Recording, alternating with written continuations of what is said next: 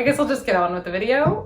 My cats are probably going to grace us with their presence the entire time, which is very cat-like of them, at least in my household.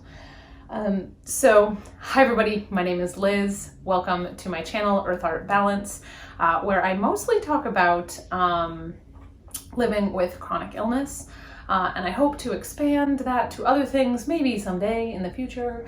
But in any case, you're here because, well, maybe you are, or someone you know, or you've heard about COVID long haulers. And so I wanted to offer my insights, my thoughts, as someone who has been dealing with a chronic illness that has an origin story uncannily similar to what I have been reading and hearing about from COVID long haulers, whether it be the media or Facebook groups and etc. Yeah, so if you don't know what a COVID long hauler is, COVID long haulers at this point have been described as people who have recovered from the initial viral infection but still are dealing with symptoms even though there is no infection present in the body. And so I want to offer a little bit of background, which I haven't done on this channel yet, about my own journey with chronic illness. So I'm going to rewind to about 2013. And over the course of that year, after the initial viral infection and the initial fever, I had reoccurring fevers about every 6 to 8 weeks or so. And so my medical team was like, what is going on with this girl? And I eventually recovered and stopped having fevers. After that, I had this ridiculous set of symptoms. Ridiculous. That wouldn't go away. One of the keystones of my initial illness was widespread pain and fatigue, like unrelenting fatigue, and an inability to feel recovered after what theoretically should have been a good night's sleep. So yeah, that was fun. I lost motor control function, so ability to grip things, walk properly, function basically normally. I had that kind of foggy brain, cloudy kind of, you know, if you haven't slept well and you're like groggy sort of feeling, that, but all day. Another symptom I've talked about, foggy vision, light sensitivity, allodynia, which is another one I've talked about. I've made some other videos, so I will link them in the description and then in the cards if I can figure out how to do that. So those are some of the symptoms I dealt with, and they are not the only ones. Symptoms unfortunately come and go. At this time, the term fibromyalgia and the term chronic fatigue syndrome were being thrown around. But my doctors were, or my medical team was convinced that there was probably something else going on. And so from 2014, I had a series of tests. They ruled out MS, Chiari malformation, Lyme disease, a whole bunch of other things. And then they thought they might have found a cause for some of my pain, and we solved that problem. Do you like my air quotes? We solved. Anyways, we didn't solve it. So the first kind of year and a half after the initial illness, I spent a lot of time in doctor's offices trying to get answers for the symptoms I was facing. And I was basically shuffled from specialist to specialist, trying to manage my symptoms or figure out treatments for my symptoms. So I was eventually referred to an infectious disease specialist who was the first person I felt like really saw me. And they said to me, I see a lot of people like you. I don't believe have an infectious disease, but people like you are sent to me when nobody else can figure out what's wrong with you. So I'm going to try to help you as best I can with the knowledge I have. And so they were the first person to say to me, I think you have what we are currently categorizing as fibromyalgia or chronic fatigue syndrome. And they said in other places it's also referred to as myalgic encephalomyelitis. And basically something has gone awry in your autonomic nervous system. cat scratch. So why am I telling you this? Because I am hearing stories about COVID patients, the COVID long haulers, who are dealing with a wider range of symptoms that are very similar to the symptoms I dealt with and deal with in varying severity since I got sick.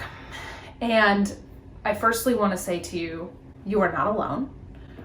You are not crazy, and know that there is a community of people out there that have had an experience like this prior to COVID's existence in the world. I would say that in the journey that I have experienced, I have slowly gone from being not able to function as well to being able to function a little bit better because of some of the strategies that I and my family and my medical team have brought into my life to help me with living. So I wanted to offer some resources that have been very affirming of my own journey and my own struggles that I think might also be affirming and helpful and insightful for individuals, their families, friends, acquaintances, anybody who is dealing with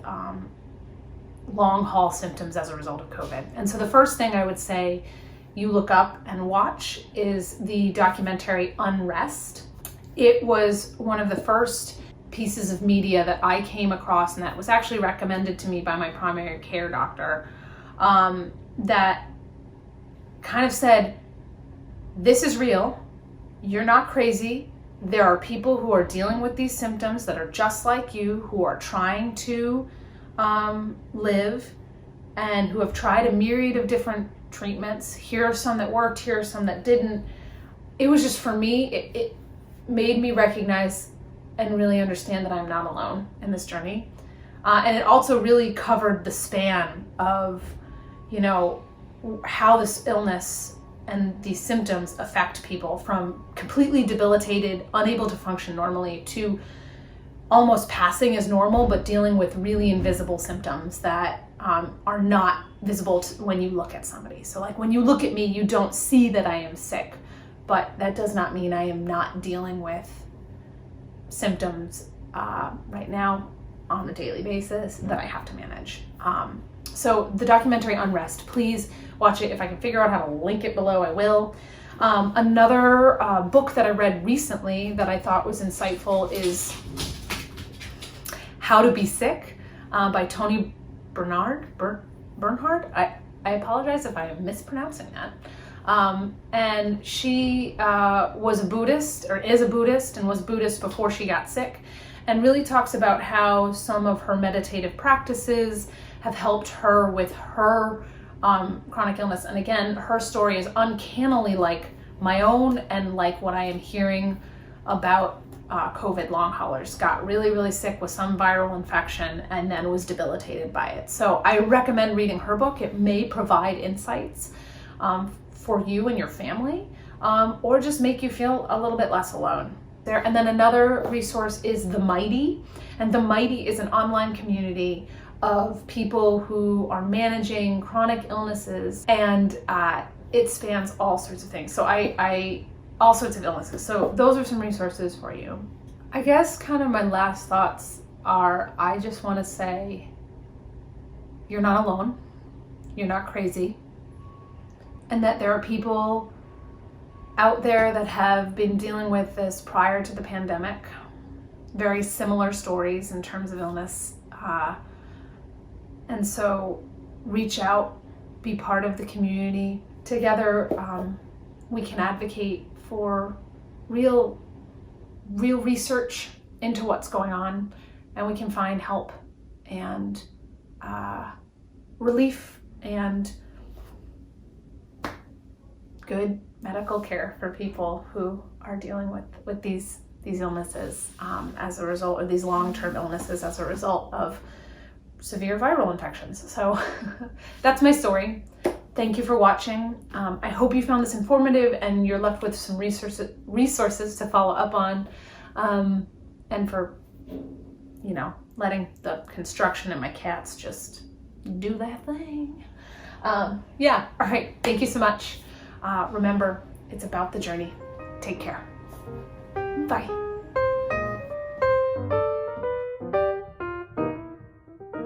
Resources that I think my cat is playing with the pen. Oh, there it goes. Oh yeah. Oh yeah, did you get it? So one of the resources that I think is really, oh boy. Hi buddy. You just, can you sit? Can you relax?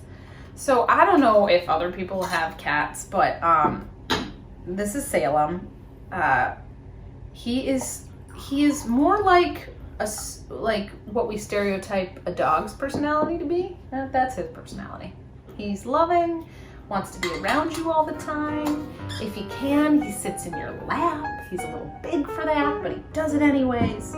It's great.